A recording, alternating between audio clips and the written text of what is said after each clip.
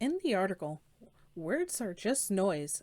Let your actions speak. Impact of the nonverbal communication on undergrad medical education.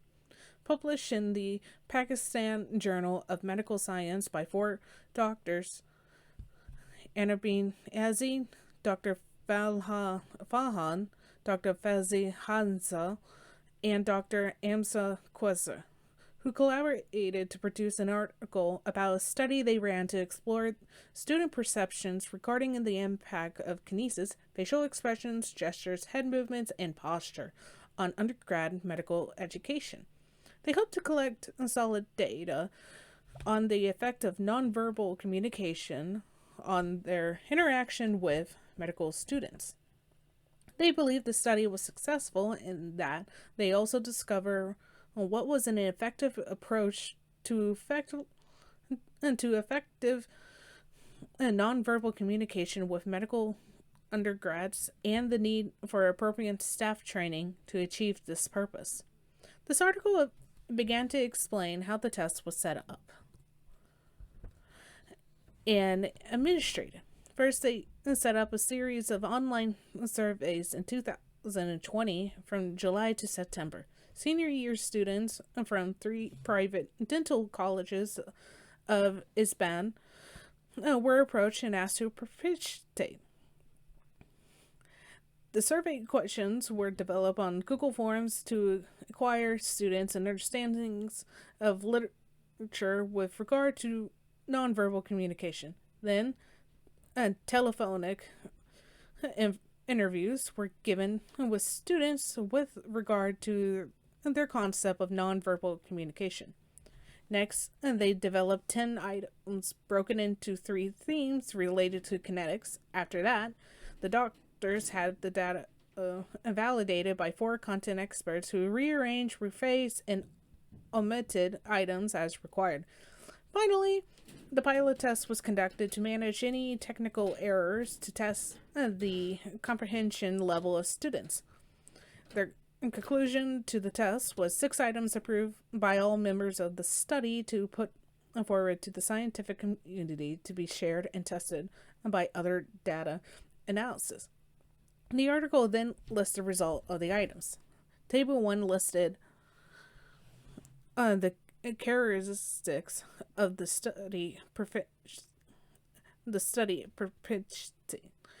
It listed hard points, which under characteristics broken up into a gender and age group.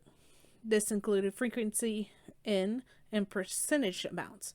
Table 2, which was then shown with six items listed as themes and what each were. The themes were 1. Impact of the teacher's facial expression. 2. Impact of the teacher's gestures. 3. Impact of the teacher's head movement and posture. Each theme listed what effect it had on the student, lack of distraction or loss of interest in the subject, and the method used to achieve it. A use of neutral expression or anger on the teacher's face. The listing of this data to all allowed all to view the findings and discuss the outcome. The first main subject of the article was the discussion of the study and findings. They found that the study was showed the same result as another study performed on teachers at the government secondary schools of Persara district in the country of Pakistan. Kinetics were found to be profound impact on a student's ability to learn. It concluded that smiles and positive gestures with encouraging voices seemed to lead to better interactions with students and better renditions of lessons given. Frowns, anger, and chopping or aggression gestures cause fear and loss of retention in the students' learning.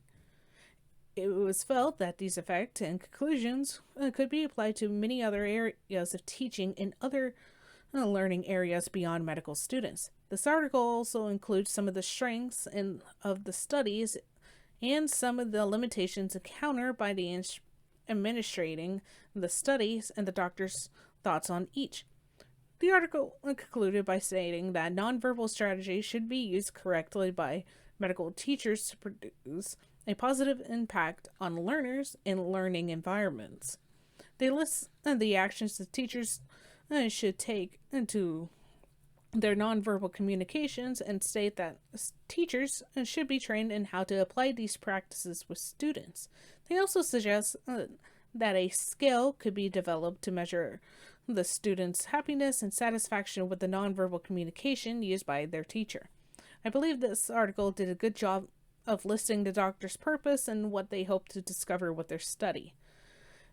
The listed themes are easy to follow, and they state their conclusions clearly. The main issue of the study was very limited, and they did mention that point in the article. The paper lists several references for the study and some of their supporting work for anyone who wished to continue looking into nonverbal communication further.